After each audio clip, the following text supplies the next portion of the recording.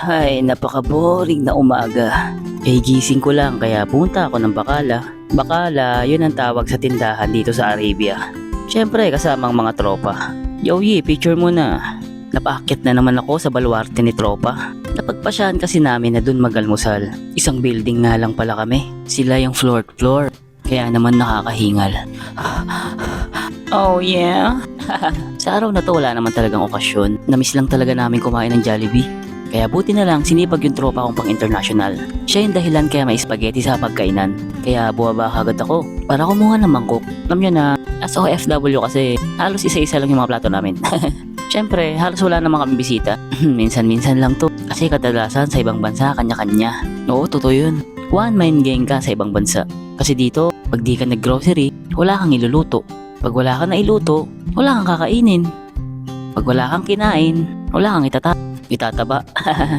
Kala nyo Pero sa totoo lang, sa oras talaga nagkakatalo. Kaya matatawag kong espesyal ang mga araw na to. Bakit kanyo? Sige, ganito.